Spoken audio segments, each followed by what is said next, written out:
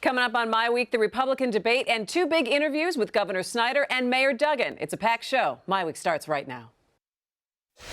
Recently, Michigan's economy has begun to turn around. Michigan's gained over 250,000 new jobs. We've paid off $20 billion in long-term debt. And our population is increasing for the first time in a decade. But to make Michigan a top 10 state, there's still plenty of work to be done. Step up and help put Michigan on top. Learn what you can do at MichiganTurnaroundPlan.com.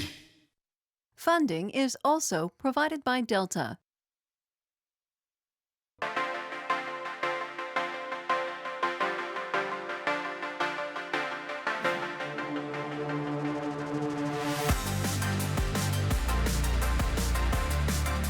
Hi there and welcome to MiWeek. I'm Christy McDonald. We are so glad that you're with us tonight. We have two good interviews for you tonight. One with Governor Snyder this week as he talks about Detroit schools, the Flint water crisis, and where the state is headed. And one with Detroit Mayor Mike Duggan, a wide-ranging conversation about the city this past year, and they are both coming up for you tonight. But we do start with a look at where the presidential race is headed in 2016.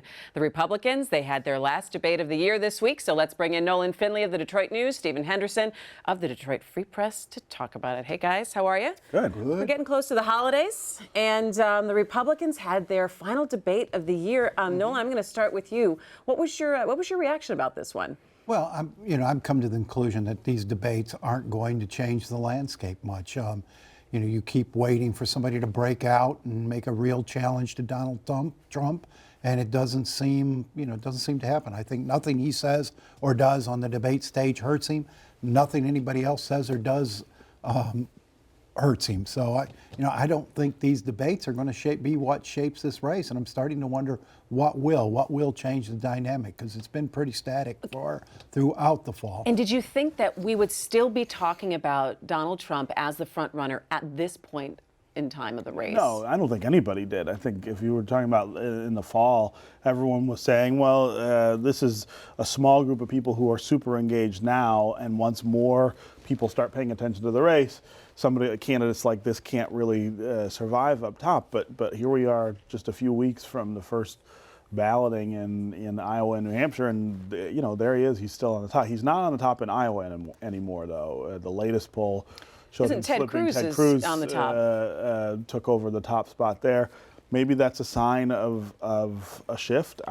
Who knows? It's going to be a really interesting winner. Yeah, but you look at every other poll, I mean, outside of Iowa, he's at 40% or 38% of the field, Nolan. And one thing that struck me as I was watching the debate, I do think that you were able to hear a lot from the candidates about when they were talking a lot about national security. So there were a lot of points in the debate where they weren't flipping back and forth to Trump's reaction. I mean, there were points, there was like 20 minutes went by where you didn't hear from Donald Trump, and I thought that was refreshing in that regard. No, I mean, I think the debates have been good for the Republican Party, and the attention that Trump has brought to these debates. You would not get these ratings if he weren't on the stage. I think there's been a lot of good discussion, a lot of issues, and a lot of contrasting to the candidates. I just haven't seen it matter much if you believe the polls. Right now, I mean, you saw a flavor the other night that you have Cruz and Rubio fighting to be the anti-Trump. Mm-hmm. The guys who are going to inherit his votes if his supporters ever start drifting away. But he just keeps getting stronger. The more negative publicity he gets, the better he does in the polls. After the whole barring Muslim immigrants flare up, his numbers went up 3-4 points. So I don't know what it's going to take. So, Stephen, I guess what we're looking at now, that the two main issues that are going to be in this election now, do you believe immigration, national security? Probably. I mean, at least now. I mean, that's the thing, it's still early in the cycle. And so lots of things could happen that would displace those issues at the top of people's attention. National security, I think, probably not, given that the situation in the Middle East is what it is, and is going to continue to present events that draw people's eye to them. The immigration thing, I'm not sure, but they're linked. I mean, Donald Trump has done a wonderful job, in fact, of linking the immigration issue to national security, and that's actually dangerous for Republicans because they lead in the polls when you ask about national security. They drop in the polls when you ask about immigration, and so the mix of those two could be real electoral dynamite next year. The only issue that has mattered so far in this campaign is the discontent of voters. You have a highly dissatisfied electorate on a number of issues. Craig McNeely, the Republican strategist from the West Side, gave me a great analogy the other day. It's like you've got a stadium full of people, every seat occupied by somebody who's angry about something different. I mean, people are angry across the board, and that frustration, the feeling that Washington hasn't met their needs, Washington hasn't listened to them. You see it on the Republican side, you see it on the Democratic side. Nobody seems to be watching the fact that Bernie Sanders is inching back pretty much neck and neck with Hillary Clinton in Iowa. How big a blow to her would that be if he wins Iowa in terms of symbolism? I mean, you have a discontented electorate, and that makes this an extraordinarily unpredictable election. Do you believe that Donald Trump now could be the nominee? Is it the fact that the media keeps saying, well, he's going to flame out, he's going to flame out? Is there some understanding the media has to say, okay?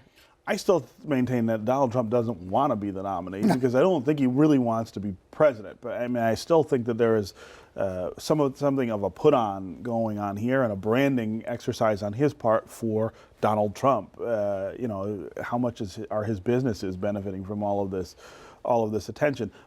But I do fear that the electorate, if not Trump, could go for somebody like that, a Ben Carson, even a Ted Cruz, who is not that different from Trump, really, when you listen to what he's saying.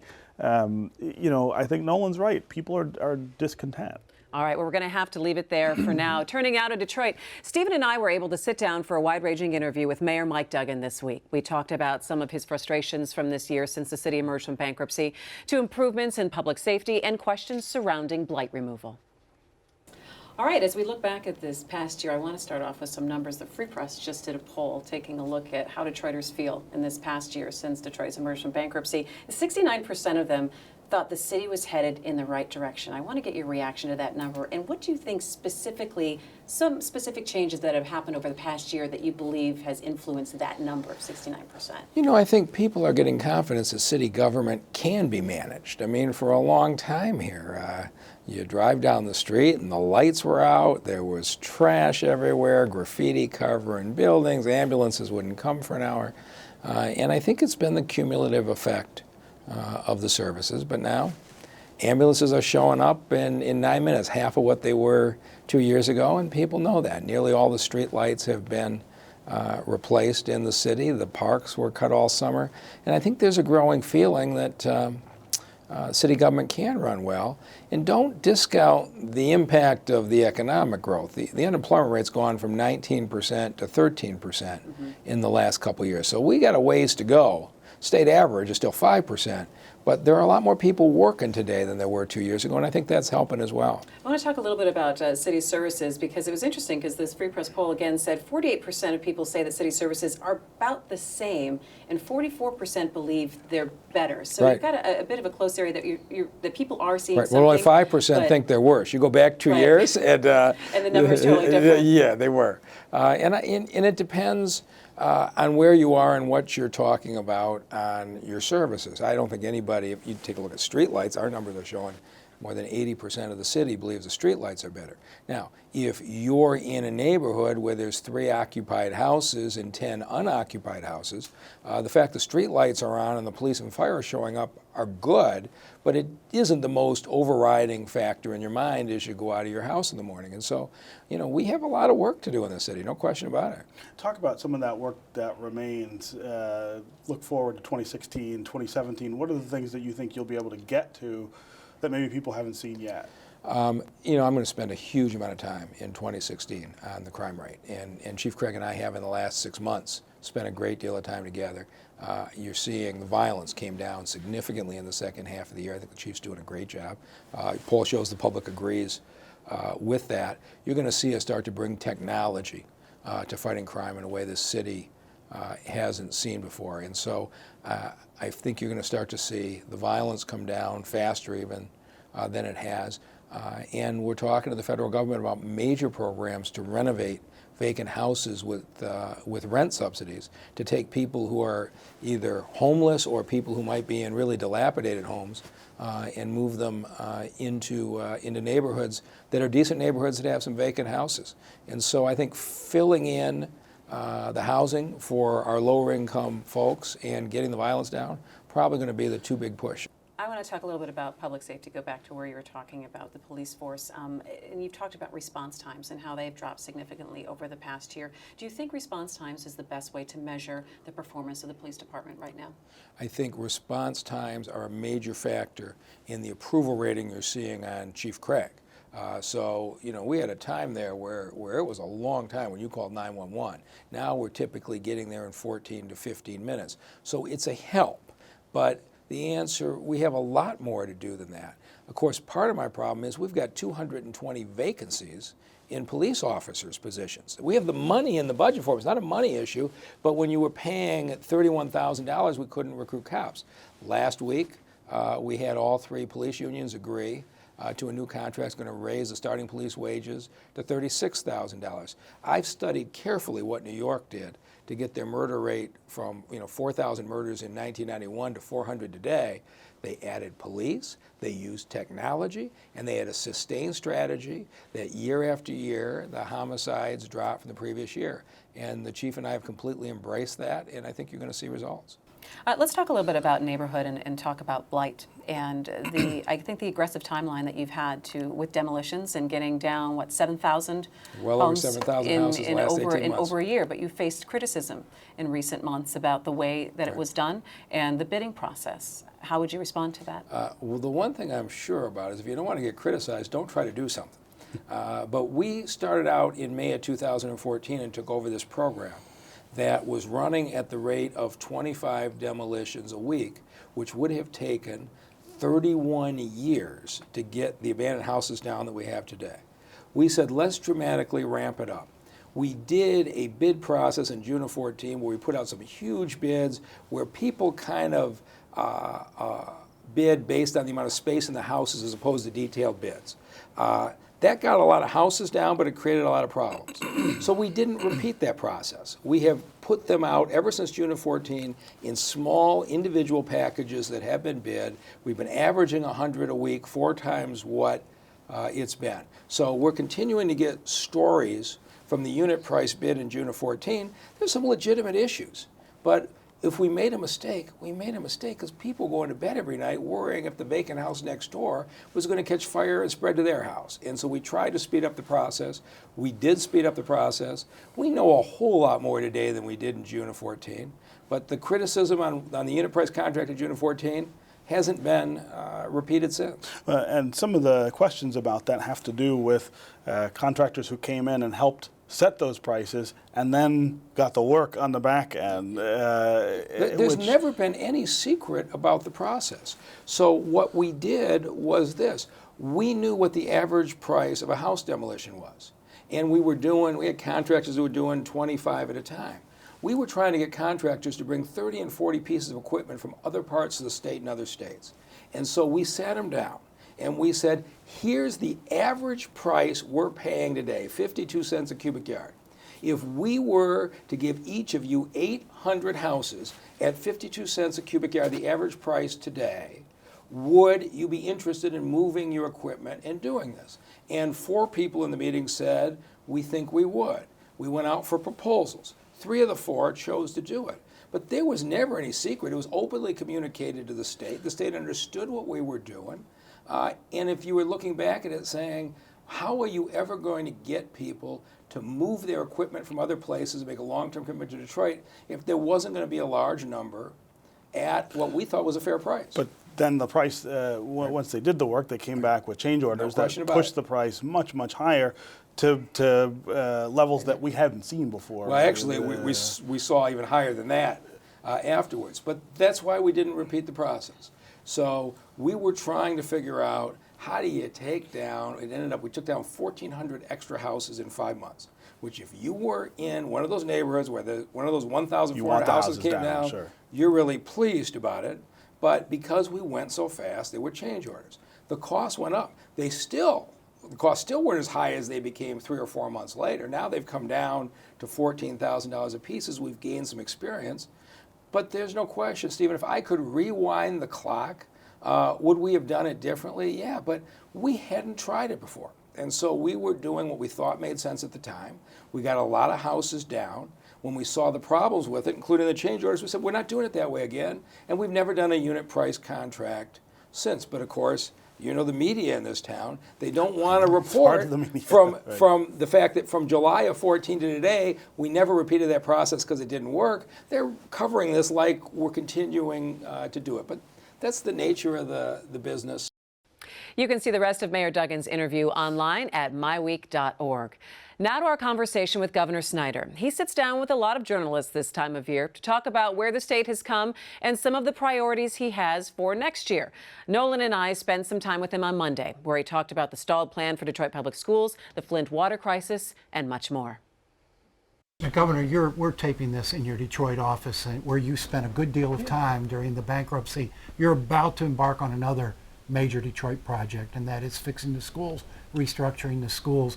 What are the steps you see coming up over the next few weeks, and how do you expect it to play out in 2016? Yeah, I think it's critically important we improve education in Detroit, the whole system, in a comprehensive way. Because the children of Detroit deserve a better answer, and that's great for the entire state of Michigan.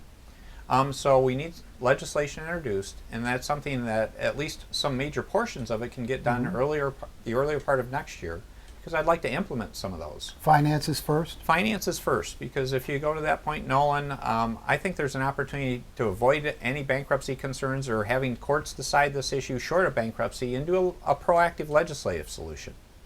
To say, let's do an old co, new co model to help put more dollars in the classroom and deal with their legacy debt and create a Detroit public schools that can, first of all, stabilize and then grow and thrive in a positive way. That would be a great outcome. Other pieces that go with it, there's obvious issues about governance of the educational system within Detroit, both in terms of DPS, but also about how we can work on having charter schools work better with the public school systems, a better alignment, and higher standards. Again, I think there should be a higher standard asked out of all schools in Detroit, whether they be DPS, EAA, or charter schools. Does the EAA go away? No, I don't necessarily see it go away. I'm open to having EAA be part of the discussion on comprehensive education reform, but a number of the reforms they're doing in EAA are working.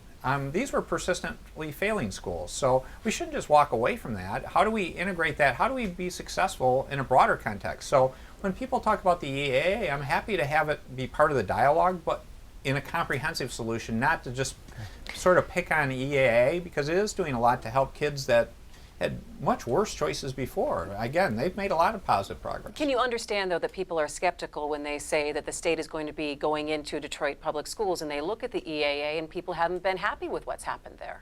Well, again, when you say people, are these adults having issues with other adults, or this is about helping the kids get a better education than what they had before?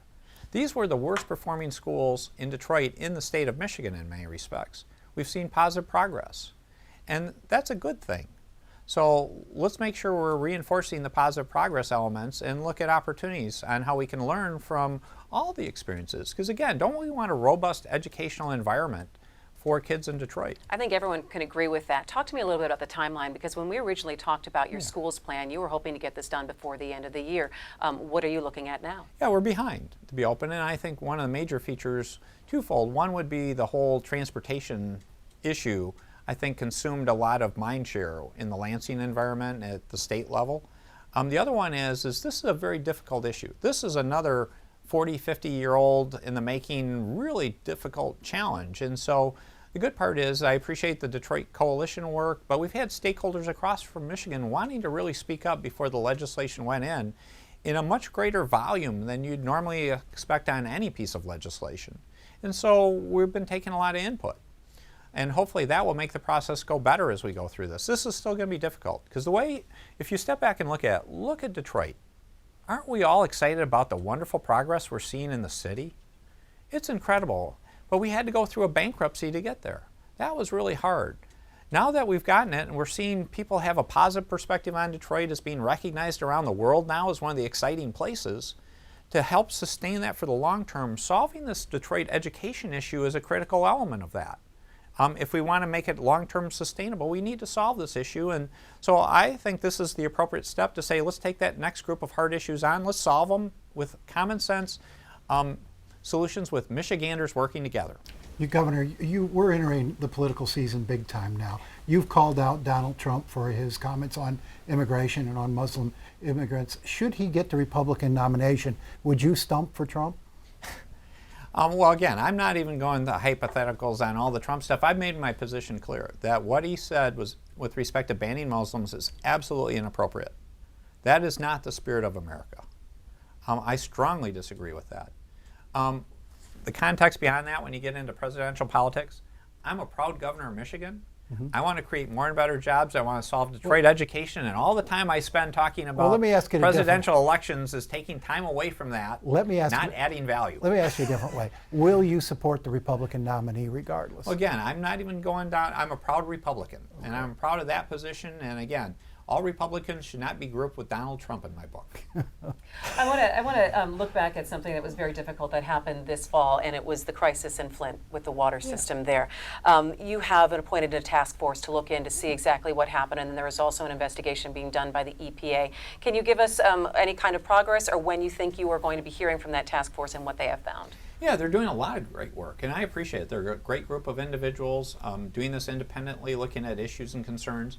They recently sent me a letter last week or so saying how they'd like to see more coordination with the state on working in that. And I've actually in the process of responding to that as we speak, because we want to make sure that they have access to information, they have the opportunity to talk to whoever they need in a very open fashion, and how they can come up with both what factually happened and what recommendations they have. This was a serious situation, and so we've tried to be very proactive about offering water testing, water filters, blood testing, follow-up work going on. I'm proud of, in particular, the work we're doing in the schools about testing down to the fixture what's taking place in the schools in Flint, because that's something that wasn't required by either federal or state rules. And Representative Dan Kildee is called saying, looking down the road, we're going to be needing more state resources and more federal resources to be able to help the children who might have been affected by this. Do you agree that the state will have to kick in some kind of money somewhere down the line?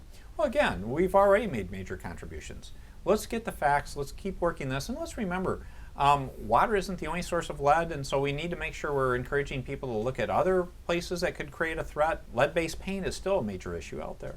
And then let's recognize that Flint had a particular issue because of the water system, but lead is an issue across all of Michigan and nationally. So let's make sure we're keeping a broader dialogue to take care of kids and people everywhere. You've got 3 years left. How important is it to your remaining agenda for Republicans to hang on to the House the next fall? Well, I'd love to see to hang on to the House, because look at the track record we've achieved over these last few years. We should be proud in Michigan. We're a good role model for how the federal government should be operating. Year one, we went in and did a balanced budget. We did tax reform. We did regulatory reform. We're paying off our long-term debt. Wouldn't it be great to see our national government have a simple, fair tax system to balance their budgets and to take care of our national debt? We've done far beyond that in the state of Michigan. We're a good role model about how people can work together. We need less negative and blame. We need more relentless positive action, and we're a role model in Michigan. For our entire interview with the governor, just head to MiWeek.org. And that'll do it for this week. Thanks so much for watching. We will be back next Thursday night with our wrap-up of the year. I'm Christy McDonald. Have a great night.